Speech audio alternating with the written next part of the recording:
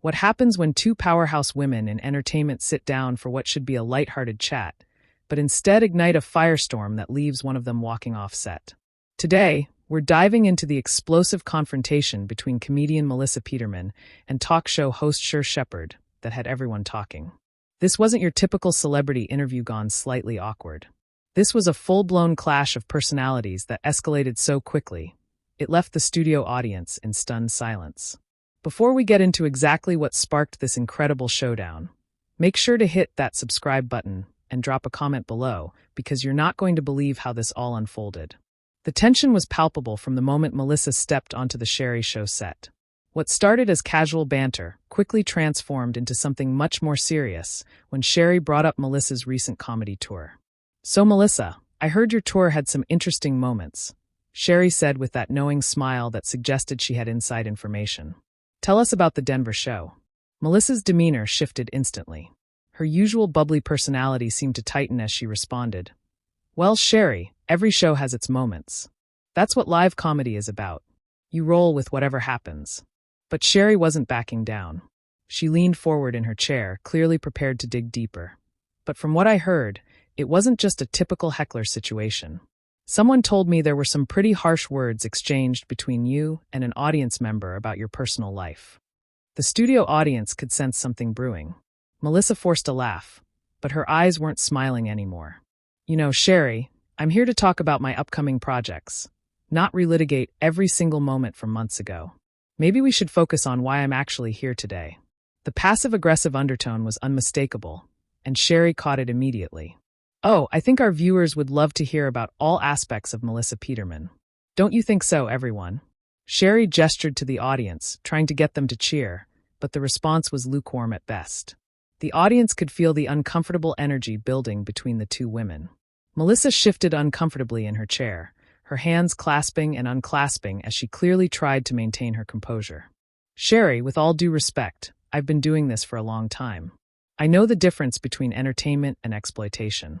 Are we here to have a conversation, or are you looking for a gotcha moment for your show?" Melissa's voice had an edge now that cut through the studio like a knife.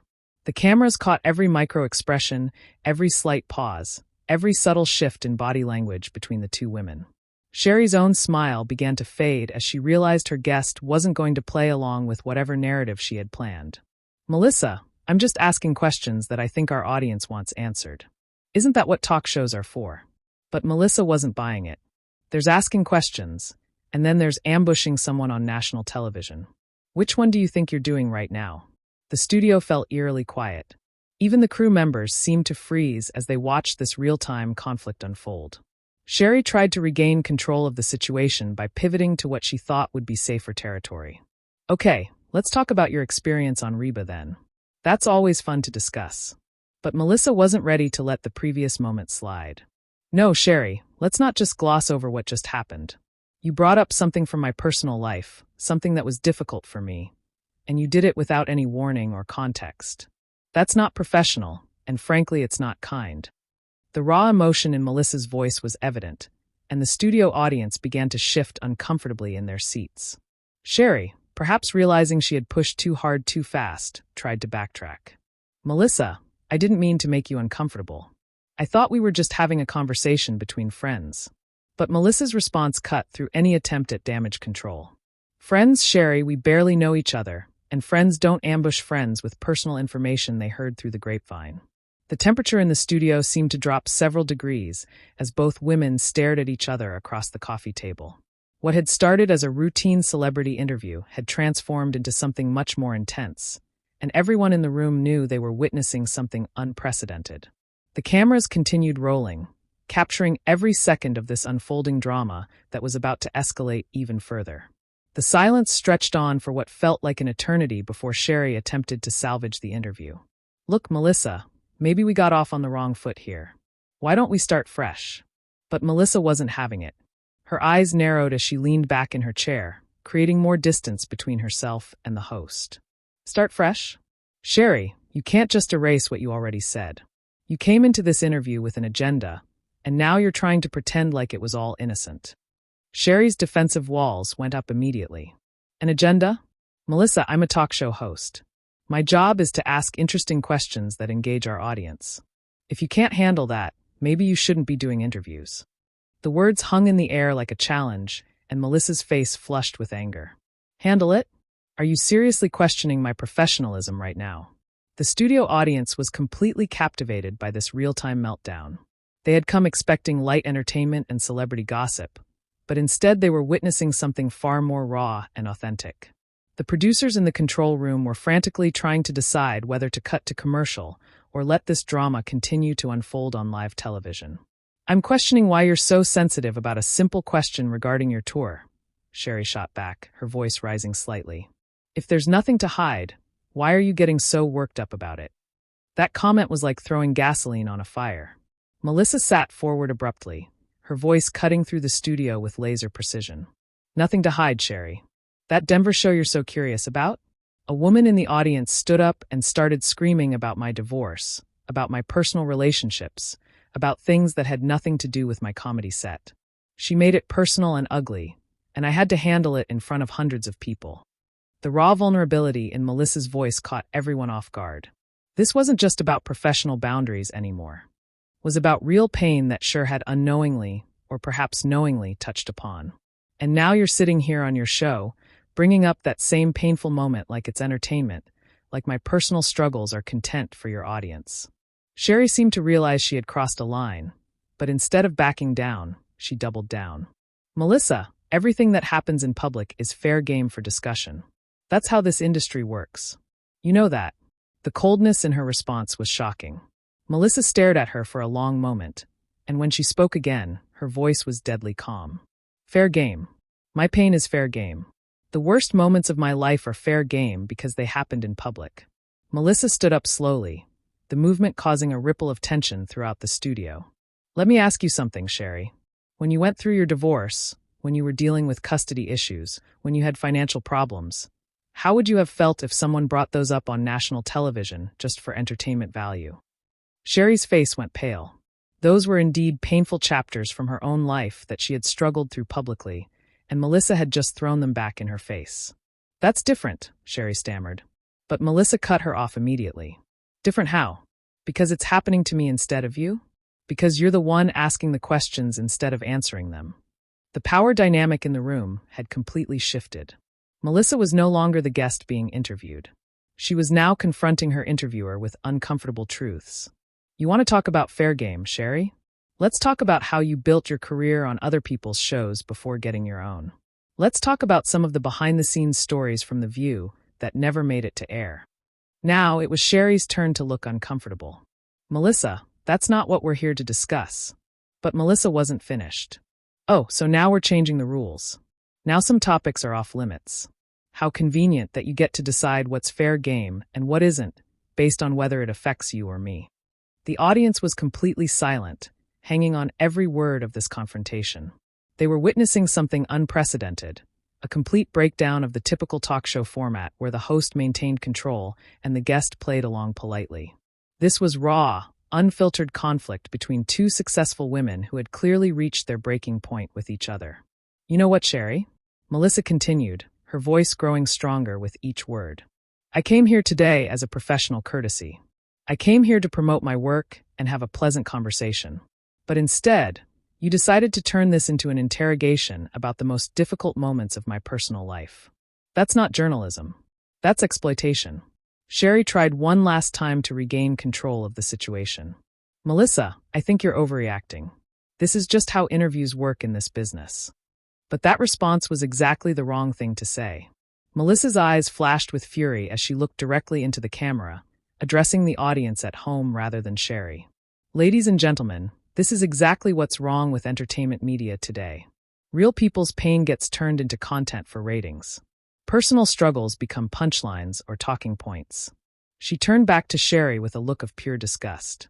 "And hosts like this one think they can hide behind the excuse that it's just business."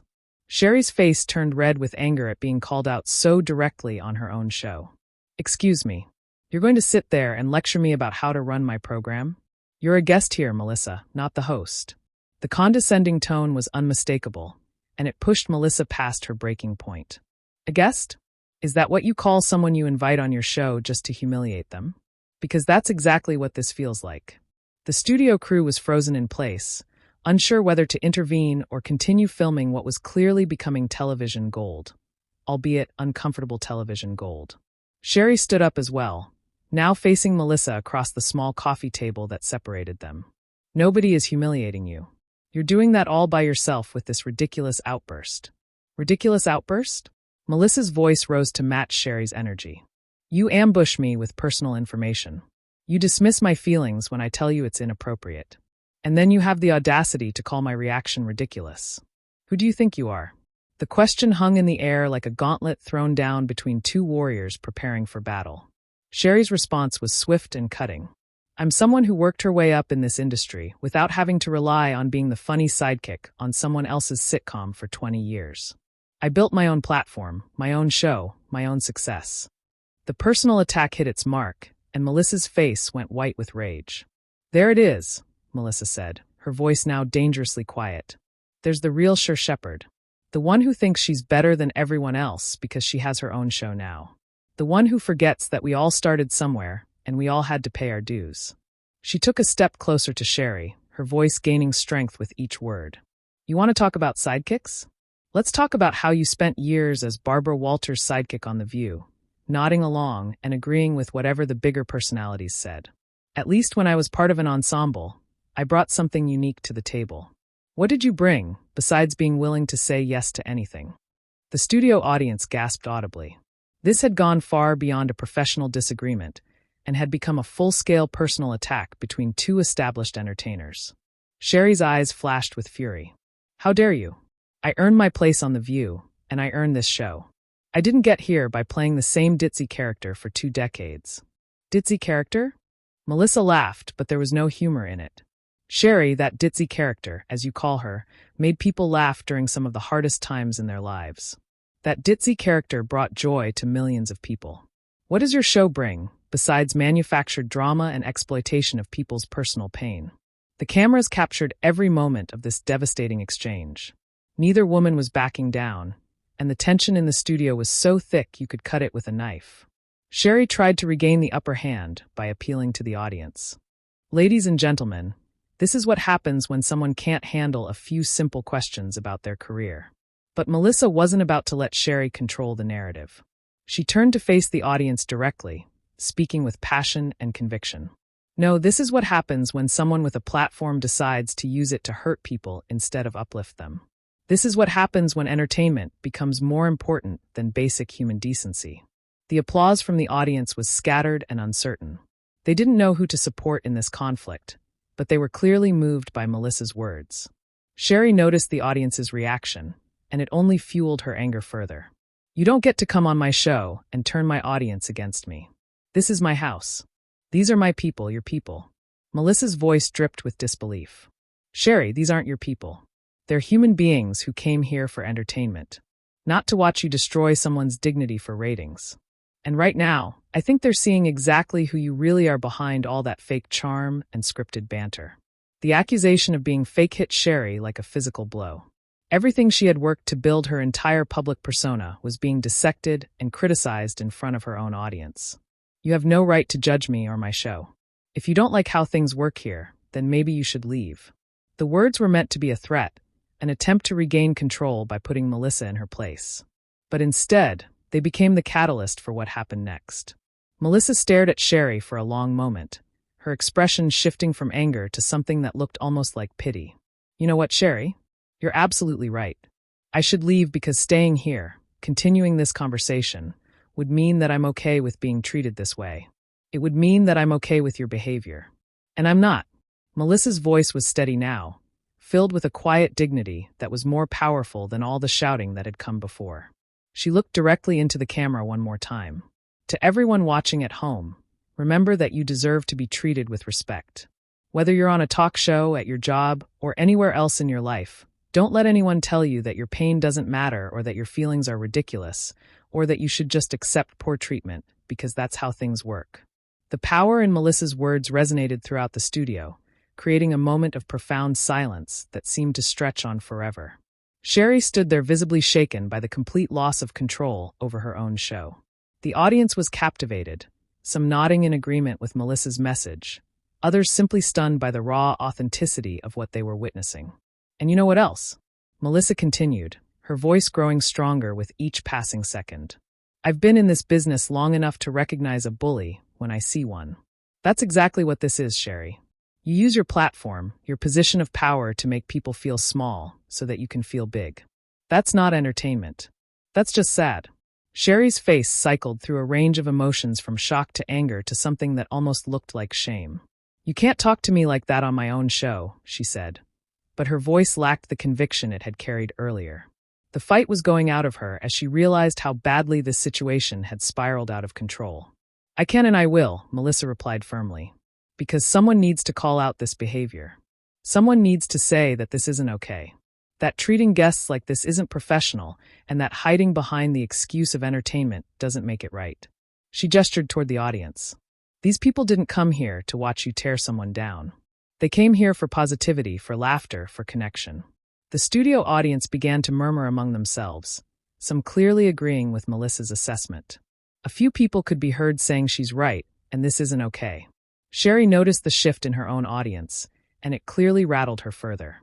Melissa, I think you need to calm down and remember where you are. Calm down. Melissa's laugh was sharp and incredulous. Sherri, I am perfectly calm. What you're seeing isn't hysteria. It's clarity. It's me finally seeing this situation for exactly what it is and deciding that I refuse to be part of it anymore. She took a step toward the edge of the stage area, her body language clearly indicating her intention to leave. You can't just walk away from an interview, Sherri said, panic creeping into her voice as she realized her guest was serious about leaving. We have a show to finish. We have segments planned. We have commercial breaks to get through. But Melissa shook her head with a sad smile. Sherri, you should have thought about that before you decided to turn this interview into an ambush. You should have considered the consequences before you chose to exploit someone's personal pain for your entertainment value.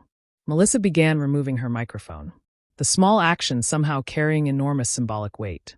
The technical crew looked around uncertainly, unsure whether they should intervene or continue filming. The producers in the control booth were having frantic conversations about how to handle this unprecedented situation. This wasn't a planned dramatic moment or a publicity stunt. This was a genuine breakdown of the professional relationship between host and guest playing out in real time. Ladies and gentlemen, Melissa addressed the studio audience directly. I want you to know that this decision isn't made in anger. It's made with the clear understanding that sometimes walking away is the most powerful thing you can do. Sometimes removing yourself from a toxic situation is the strongest statement you can make. Several audience members began applauding slowly at first, then building to a genuine show of support. The sound clearly affected both women. Melissa with gratitude and validation. Sherri with what appeared to be embarrassment and confusion. This is ridiculous, Sherri muttered, trying to maintain some semblance of authority. You're being completely unprofessional. Unprofessional, Melissa turned back to face her one final time. Sherri, what's unprofessional is bringing someone on your show under false pretenses. What's unprofessional is using your platform to hurt people instead of celebrating them. What's unprofessional is refusing to take responsibility when multiple people tell you that your behavior is inappropriate. The cameras continued rolling, capturing every nuance of this extraordinary confrontation. Melissa's dignity in the face of adversity was creating a stark contrast with Sherri's increasingly desperate attempts to maintain control of the situation. If you leave now, you'll never be invited back on any of my shows, Sherri said, playing what she thought was her final card. Melissa's response was immediate and devastating. Sherri, after today, I wouldn't come back if you begged me. And frankly, after the way you've conducted yourself, I'm not sure there will be many other guests lining up for this kind of treatment either. The prediction hung in the air like a curse, and everyone in the studio knew there was truth to it. You know what the saddest part about all of this is? Melissa continued, her voice taking on a tone of genuine regret. I actually admired your work before today. I thought you were someone who had overcome obstacles and built something meaningful. But now I see that success hasn't made you a better person. It's just given you a bigger platform to hurt people from. The words hit Sherri like physical blows. This wasn't just professional criticism. This was personal disappointment from it here. And it clearly affected her more than all the arguments that had come before. Melissa, please don't leave like this. We can work this out. We can find a way to finish the show. But Melissa was already walking toward the exit. Her head held high despite the chaos she was leaving behind. Sherri, some things can't be worked out. Some lines, once crossed, change everything. What happened here today isn't something you can just smooth over with a commercial break and a reset. She paused at the edge of the stage, turning back one final time to address the studio audience.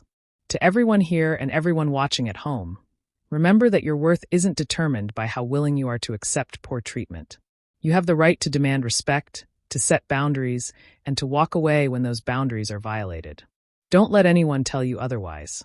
The applause that followed was genuine and sustained, a clear indication that Melissa's message had resonated deeply with the people who had witnessed this extraordinary confrontation. She gave a small wave to the audience, completely ignored Sherri, and walked off the set with the kind of dignity that can only come from standing up for your principles when it matters most. Sherri was left standing alone on her own stage, facing an audience that was still applauding for the woman who had just walked out on her show. The silence that followed Melissa's exit was deafening, filled with the weight of everything that had just transpired and the knowledge that this moment would be talked about for years to come. And there you have it, one of the most dramatic walk-offs in recent talk show history. What do you think? Was Melissa right to leave when she did, or should she have stayed and tried to work things out? Drop your thoughts in the comments below, and make sure to subscribe for more incredible behind-the-scenes stories from the world of entertainment.